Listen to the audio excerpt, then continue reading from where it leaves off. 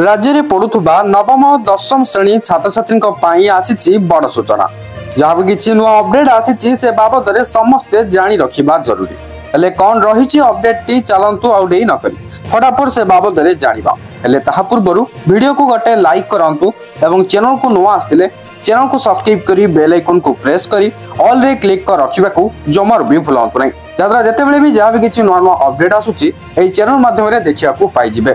ओडिशा रे नवम और दशम श्रेणी 10 लाख रु अधिक छात्र छात्री को मध्याह्न भोजन बा एमडीएम प्रदान करा जिवो। एने स्कूल और गणशिक्षा मंत्री नित्यानंद गंड सूचना देछंती।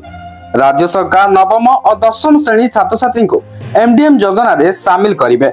राज्य रे योजना रे आहुरी 10,80,000 छात्र छात्री उपकृत हेबे बोली मंत्री विधानसभा रे कहिसंती। मंत्री आहुरी कहिसंती जे एथिपे राज्य सरकार वार्षिक 646 कोटी 31 लाख टंका अतिरिक्त खर्च करिवे। मंत्री कहवा अनुसार राज्य में प्रथम श्रेणी रु अष्टम श्रेणी पर्यंत मोट 41,74,915 जन छात्र छात्री एवं एमडीएम योजना रे लाभ पाउछंती। एमडीएम खाद्यर मूल्य केंद्र द्वारा स्थिर करा जायछि। राज्य सरकार योजना कार्यकारी करिबा पे तांको अंश पांठी जोगाई दियंती। या व्यतीत राज्य सरकार एमडीएम खाद्यर मूल्य वृद्धि करिबा पे अतिरिक्त पांठी मंजूर करंती।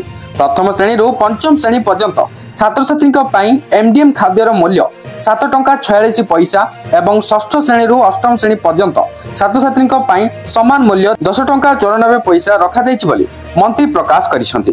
उल्लेखयोग्य मुख्यमंत्री मोहन चरण माझी चलित वर्ष फेब्रुआरी रे घोषणा करथिले जे राज्य सरकार नवम और दशम श्रेणी छात्र छात्री को एमडीएम योजना रे अंतर्भुक्त करिवे। वर्तमान जहाँ भी किसी नुआ अपडेट आसतिला ए वीडियो टी को शेयर करी समस्त पाखरे अपडेट टी को पहुंचाई दियंतु।